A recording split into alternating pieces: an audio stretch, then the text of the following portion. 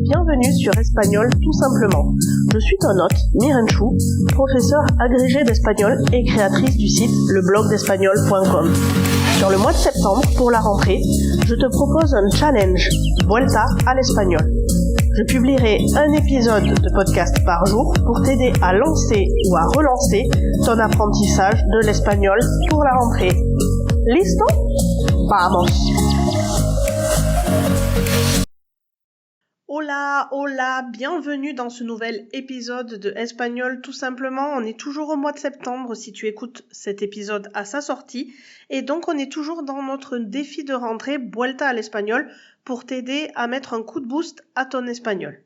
Aujourd'hui, on va voir un véritable dilemme auquel se confrontent la plupart des francophones qui apprennent l'espagnol.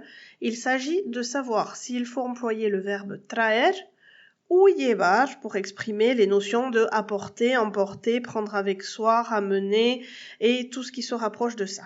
Ces deux verbes décrivent tous les deux un mouvement, mais leur usage est bien différent. Et c'est souvent difficile pour les francophones de comprendre cette différence entre traer et llevar.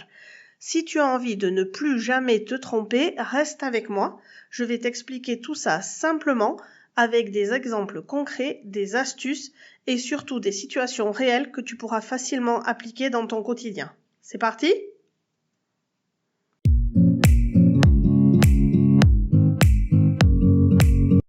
En fait, pour différencier traer et llevar, il s'agit d'une question de perspective. Ces deux verbes impliquent un mouvement, mais ce qui les différencie, c'est la perspective de celui qui parle. Traer, c'est le verbe qu'on va utiliser quand on apporte vers le locuteur, vers la personne qui parle. C'est le mouvement vers toi ou la personne à qui tu parles. Quand tu demandes à quelqu'un de ramener ou d'apporter un objet, c'est traer que tu utilises. Par exemple, puedes traerme el libro. Tu peux m'apporter le livre. Le livre va de l'interlocuteur vers moi qui parle. Au contraire, llevar, c'est la notion d'amener loin du locuteur. Et là, c'est l'inverse. Tu parles de quelque chose ou de quelqu'un et de le prendre depuis là où tu es et de l'emmener ailleurs, loin de toi ou de la personne à qui tu parles, ou alors de l'emmener avec toi. Par exemple, voy a llevar el coche al taller. Je vais amener la voiture au garage. Je la prends de là où je suis et je l'amène loin de moi, même si j'y vais avec. Finalement, c'est pas si compliqué, non ?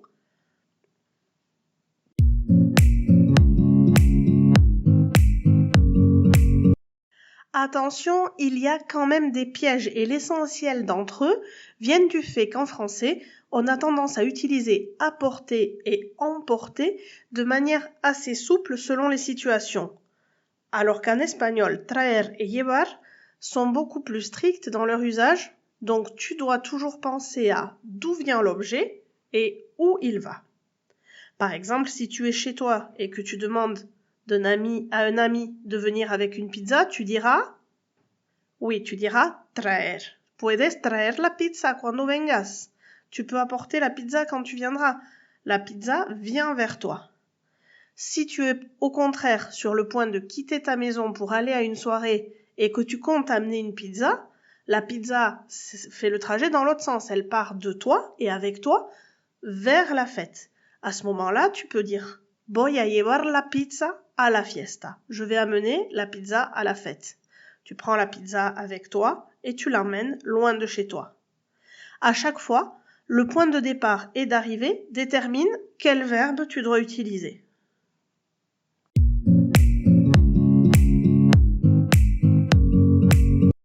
Un autre piège courant survient quand tu dois parler d'apporter ou d'amener quelque chose à une personne tierce ou vers un autre lieu.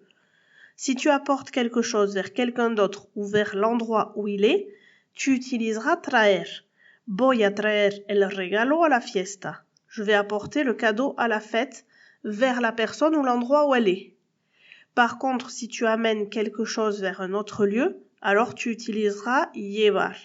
Par exemple, voy a llevar el libro a tu casa. Je vais amener le livre chez toi, loin de mon point de départ actuel.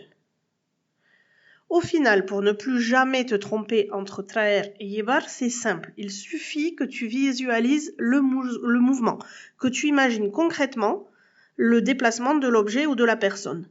Si le mouvement se fait vers toi ou vers la personne à qui tu parles, tu utilises traer. Si c'est loin de toi, alors utilise llevar. Tu peux dire à un ami de t'apporter son ordinateur à la bibliothèque. Dans ce cas-là, tu lui diras puedes traer tu portátil a la biblioteca cuando vengas. Par contre, si c'est toi qui amènes ton ordinateur au rendez-vous, tu diras voy a llevar mi portátil a la reunión.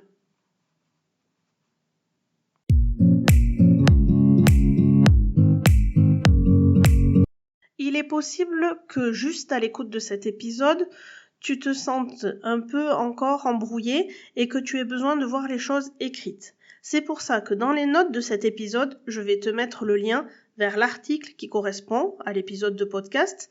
Et sur l'article, tu découvriras, en plus des explications que tu as ici, quelques situations supplémentaires et surtout des illustrations visuelles de ces histoires de mouvement et de perspective. Je t'ai aussi mis des exercices pour pratiquer et pour t'entraîner. Ils sont autocorrectifs et tu peux les faire gratuitement autant de fois que tu veux.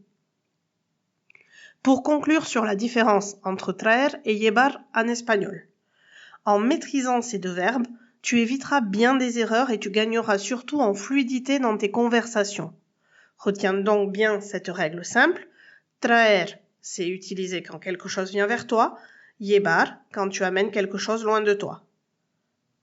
Voilà, c'est tout pour aujourd'hui. On se retrouve demain avec un autre épisode pour relancer ton espagnol. En attendant, cuídate y hasta mañana.